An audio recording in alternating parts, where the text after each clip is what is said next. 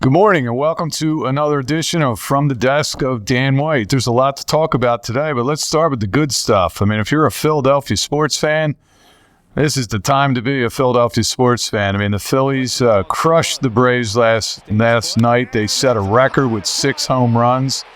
And one more game, and we're in the National League Championship Series. And then we have our Eagles, and they're 5-0, and then we don't even think they've played all that well yet. All they do is win, so that's a good thing. So if you're a Philadelphia sports fan, go Phillies and go Eagles. On another note, getting back to the economy, if you remember, Jerome Powell, the Federal Reserve Chair, said in August of 2022 that Americans should expect some pain as the central bank continued to fight inflation by raising interest rates. We may be about to find out what that pain feels like. After a 3.5-year hiatus chalked up to the pandemic response, the roughly $1.75 trillion of outstanding student loans in the U.S. Starts accruing interest again this month. For the 44 million Americans with student debt, payments are due to resume in just a few days if they haven't started already. And it's been so long, a recent survey by the U.S. News and World Report found it's been so long since folks had to make student loan payments, only about half of the borrowers even know how much the payment is going to be. Ignorance can be bliss for a little while longer, but these people will figure out what the rest of us already know, and new borrowers will be hit in the face with the highest interest rates we've seen in 15 years. And once this happens, I'm going to make a bet that spending habits will change among enough Americans for that to impact our economy. When you look at the student loan borrowers, I'll conservatively say, actually they did a survey. 90% of the consumers with outstanding student loan debt are at least somewhat concerned about being able to meet all their monthly expenses, while apparel, footwear, accessories, restaurants, and big-ticket items are likely to see the biggest pullbacks in spending. That's 9 out of 10 people in the survey. A third of those surveyed plan to start paying between $250 and $500 a month. 20% figure between $500 and $1,000 a month. Another third less than $250, and the rest are going to be paying more than $1,000 a month in student loans. I'll conservatively say we have 22 million borrowers at $400, they'll have at least $400 less to spend each month than they have in the past 3+ years. That's $8.8 billion each month, or roughly $105 billion a year. Moody's is saying the resuming of student loan payments will pull $70 billion a year out of the economy. Now, granted, that's a minuscule slice of the total U.S. economic pie, but on an individual level, it matters a lot and could change behavior that adds up to even more money, and certain industries are going to feel that pinch. Yesterday, we got some economic news. The PPI, the Producer Price Index, came out for September. It's a measure of business costs. It grew 0.5%, which is higher than the 0.3% consensus estimate from economists. This was largely due to energy and oil prices, yet, the market kind of shrugged it off and went up anyway. Today, we get the CPI report, and we'll see what happens there. I mean, these are what the Fed's looking at as far as whether they're going to hike interest rates one more or two more times this year.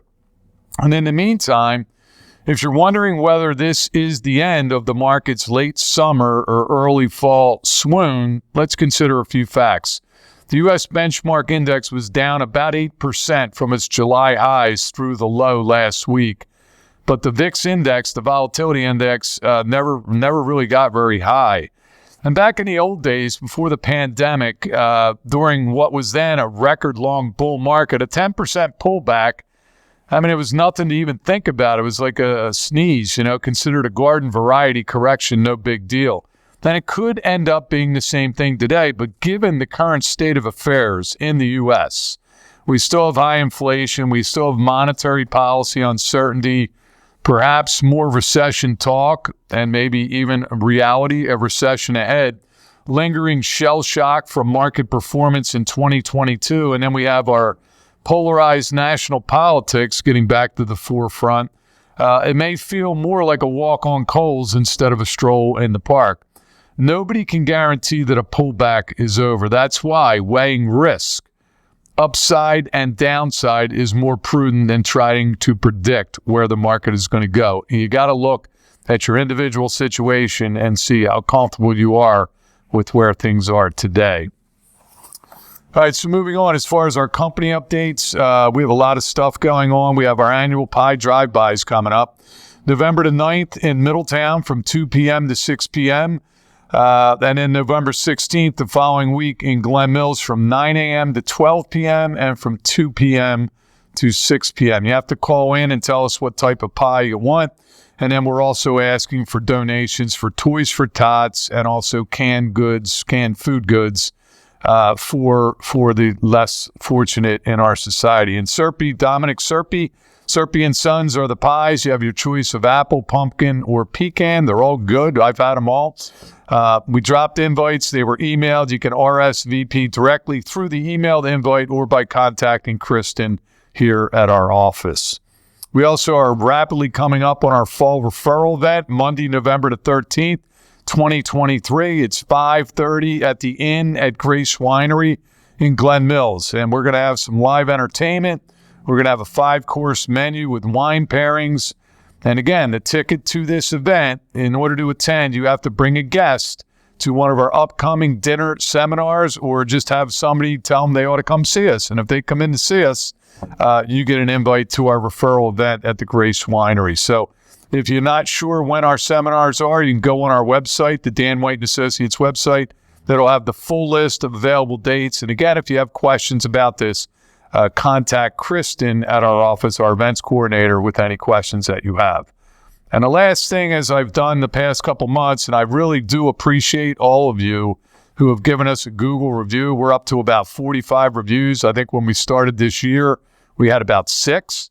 So you've done a great job. We really appreciate it. But if you do have a Gmail account and you really like the work that we're doing for you and the relationships that we've built with you, by all means, if you could go on your Gmail account and give us a Google review, we would really appreciate it.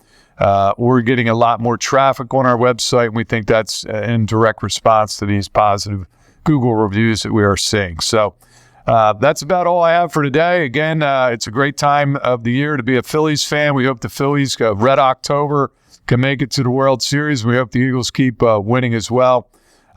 So I hope everybody is enjoying the fall, and I hope everyone has a great week. Take care.